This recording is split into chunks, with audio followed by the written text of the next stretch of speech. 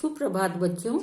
पिछले वीडियो में मैं काशी सुंदरी साइना प्रारंभ की थी, जो हमारा अधूरा रह गया था। इस वीडियो में मैं उसे पूर्ण करने का प्रयास करूंगी। तो आओ बैडमिंटन खेल या ओलंपिक के इतिहास के बारे में कुछ और महत्वपूर्ण बातें जानने की कोशिश करते हैं।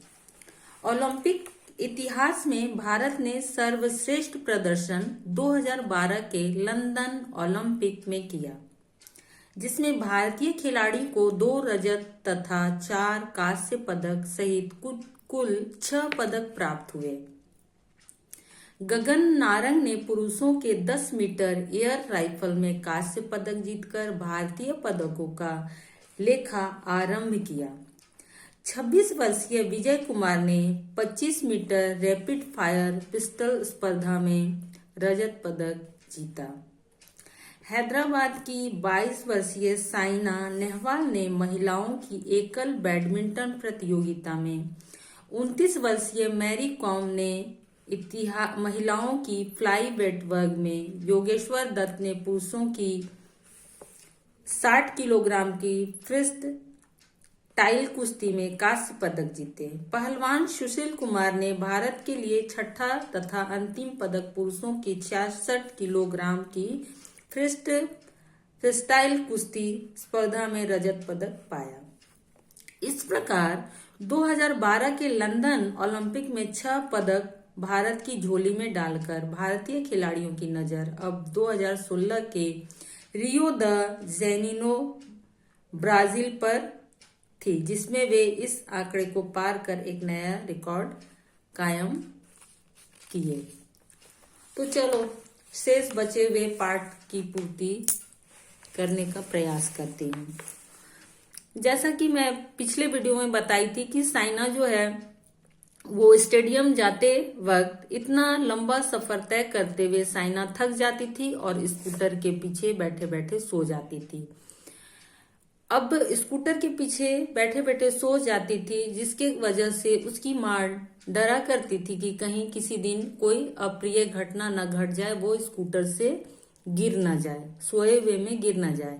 इसलिए उसकी माँ भी स्कूटर के पीछे बैठ के जाना प्रारंभ कर दी।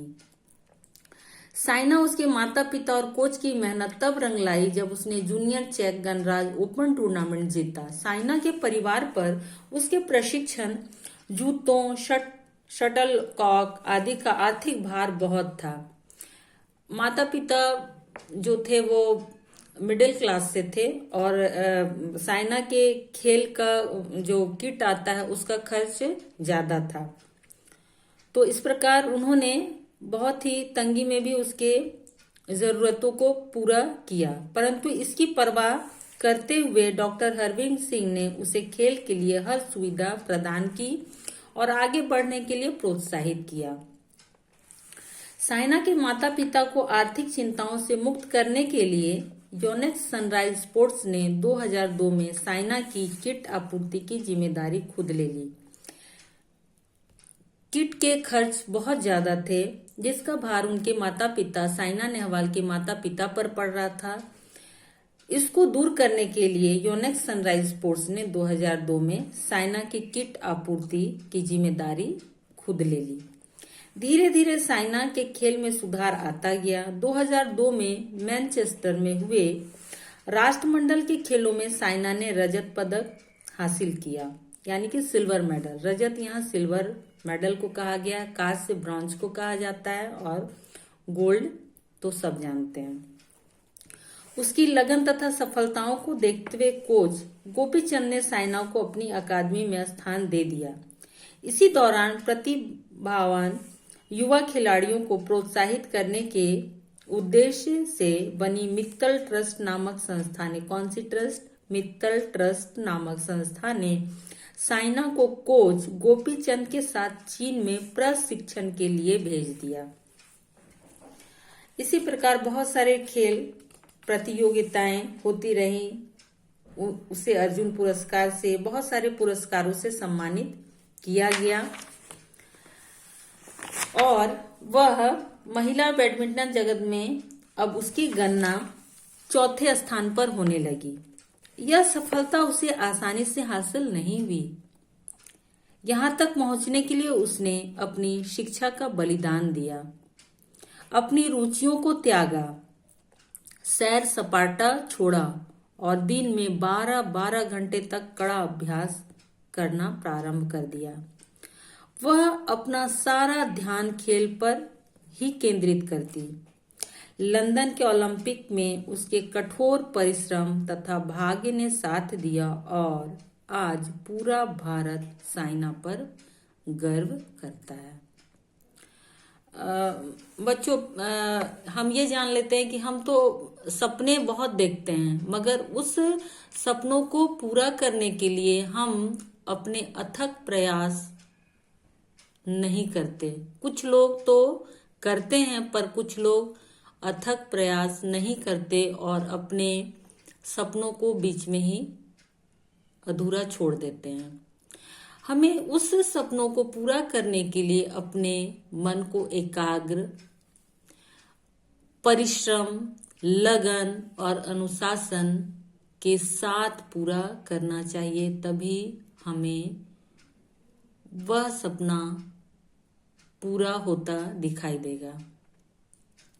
जिस प्रकार साइना ने 12-12 घंटे तक अभ्यास किए, अपनी शिक्षा का बलिदान दिया, अपने रुचियों का त्याग किया, सैर सपाटों को छोड़ा, अपने हर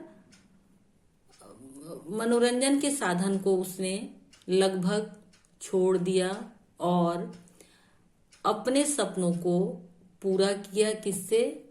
अथक परिश्रम, लगन और अनुशासन के बल पर वह अपने सपनों को पूरा कर सकी और भारत में उसने अपना एक स्थान बना लिया, जिसपे हम भारतवासी गर्व महसूस करते हैं। तो हमें किसी भी चीज को पाने के लिए अपने कुछ रुचियों का त्याग करना पड़ता है। जिस प्रकार साइना ने भी अपने रुचियों का त्याग किया, तभी उसके सपने पूरे हो सके। अब हम आते हैं शब्द ज्ञान पर। Page number 108। शब्द ज्ञान में संभवतः यानी कि संभव, मुमकिन होना, सफल होना, मुमकिन होना, जो संभव हो। अथक, जो कभी न थके, उसे अथक कहा जाता है। क्षमता यानी कि योग्यता, कुशलता। आपूर्ति, पूर्ति करने की क्रिया यानी कि पूरा करने की क्रिया। युगल, यहाँ जोड़े को कहा गया है। पूर्वाभास यानी कि पहले से होने वाला एहसास। एकाग्रचित, मन को एक ओर लगाने वाला, जिसे एकाग्रचित कहा जाता है। हम अपने सारे इंद्रियों को किसी एक बिंदु पर केंद्रित कर लेते हैं, उसे ही यहाँ एकाग्रचित कहा गया। प्रतिभा यानी कि असाधारण बुद्धि बल। शिखर को छूना, ऊंचाइयों तक पहुंचना। शिखर मतलब ऊंचा होता है, छूना यानी कि ऊंचाइयों तक पहुंचना। अत्यधिक सफलता पाना। सार्थक, जिसका अर्थ हो यानी कि सफल। जन्मजात, जन्म से मिली। उत्तरदायित्व यानी कि जिम्मेदारी।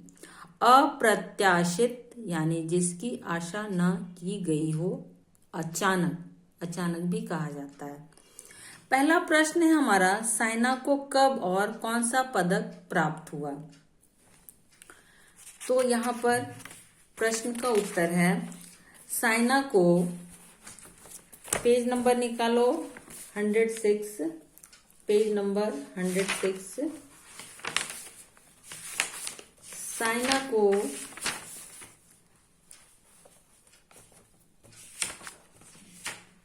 2012 के लंदन ओलंपिक में बैडमिंटन खेल प्रतियोगिता में कांस्य पदक प्राप्त हुआ। कब? 2012 में लंदन में। देखो फर्स्ट पैरा में इसका आंसर है। Question number 2। 22 वर्ष की उम्र में साइना ने क्या कर दिखाया? 22 वर्ष की उम्र में साइना ने ओलंपिक खेलों में कांस्य पदक प्राप्त कर पहली भारतीय महिला बैडमिंटन खिलाड़ी बनी। नंबर 3, साइना ने किस आयु में ओलंपिक खेलों में पदक जीतने का सपना लिया था? उत्तर है 12 वर्ष की आयु में। शेष बचे हुए प्रश्नों का उत्तर मैं अगले वीडियो में प्रस्तुत करूंगी। धन्यवाद।